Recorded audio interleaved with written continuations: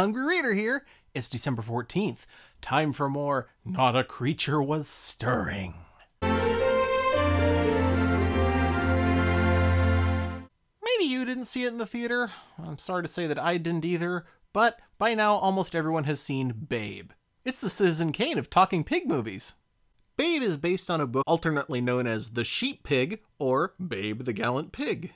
Dick King Smith, the author of The Sheep Pig, spent a lot of time around farm animals, so he's written several books about them. A couple about pigs, but quite a few about mice. Today we're going to look at Martin's Mice, which is a little bit of a break from the books I've been doing since the main character of this story is a cat, but it is definitely about mice. Martin is a barn cat. Not exactly a pet, he lives a life of relative independence, but he still looks forward to the dish of cat food every night. This is because, unlike his bloodthirsty mother and siblings, Martin hates to kill. He can kill mice, but basically only does so when peer pressured into it. He spends most of his day exploring the farm, and it's the rabbits in their hutches that take his interest. Mother, why does that girl keep those rabbits? As pets. What's a pet?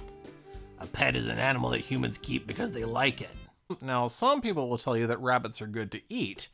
Of course, some cats will tell you that mice are good to eat. And since Martin doesn't really agree with either one, the next time he catches a mouse, shall I tell you what I'm going to do with you? I know what you're gonna do. After you finish tormenting me, you're gonna eat me. Not on your life. I'm gonna keep you for a pet. Martin is so excited because he has a brand new mouse and her name is Pregnant. Later he learns out that's not actually her name. But of course Martin has no idea how to care for mice since most cats don't care for mice very long, so he goes to ask the advice of the other animals on the farm. This chapter in particular is where Mr. King Smith's writing really shines. Each animal that Martin talks to doesn't just have an interesting speech pattern, they have a very distinctive thought pattern that comes across in their behavior, and it's all very appropriate for the animal speaking. My mother tells me that of all the farmyard animals, the pig is by far the cleverest. Indubitably. So I'm sure you'll be able to tell me what mice eat. I asked a sheep and I asked a cow, but neither of them knew. Predictably, the intelligence quotient of the average herbivore is abysmal. Carnivores such as yourself are a little better endowed, but in general it is the omnivores whose intellectual abilities are preeminent. Far superior to all others are the pig and the man, in that order. But I still don't see what mice eat. To say that you are stupid would be the understatement of all time. People are constantly calling Martin stupid in this book. It's like being Jack Pumpkinhead. Martin returns to the abandoned bathtub where he's been keeping his mice, only to discover that his mouse has had to change her name, no longer being pregnant. Her name is Drusilla, and her 8 babies are named 1 through 8. Very imaginative. I assume Drusilla must have been in a litter of 1. Martin brings his mice rabbit food to eat and dunks himself in the duck pond to bring them water to drink from his fur. Most importantly, he keeps them safe from his bloodthirsty mother and siblings. But mice do grow up quickly, and even though Martin is terrified that something bad will happen to them on the way out, he has to let them go. But his next chore for Drusilla is to bring her a boyfriend. They are animals, eating and reproducing is what they do. It's not like she was going to take up interpretive dance.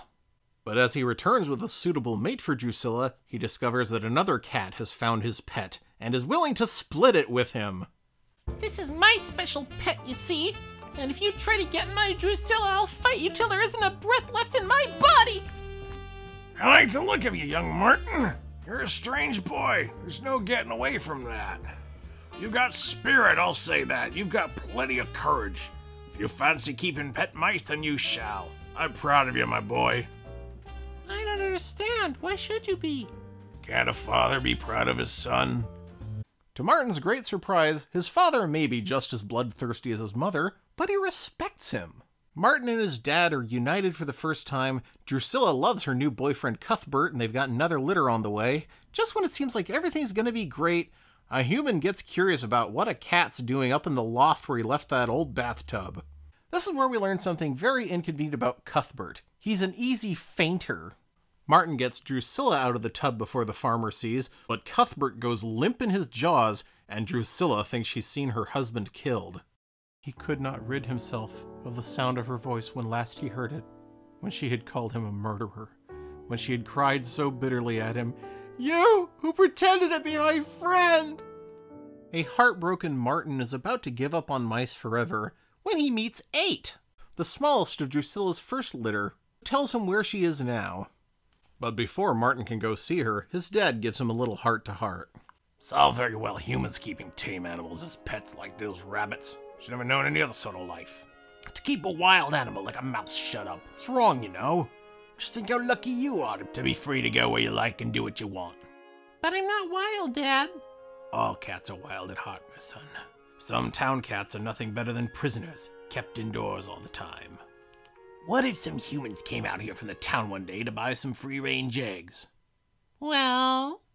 What if they bought a free-range tabby kitten as well?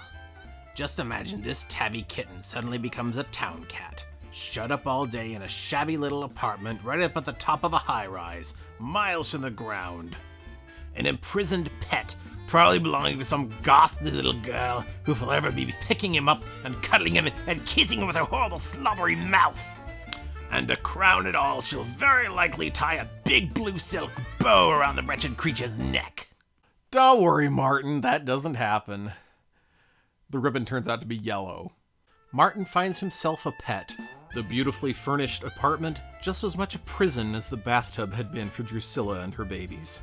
Martin spends less than a chapter in the apartment before making a break for home. So yes, I am all for Martin's Mice getting a movie deal and becoming the Citizen Kane of talking mouse movies. Especially if they could get Steve Martin, or Martin Short, or Martin Prince. Wait, he's not real.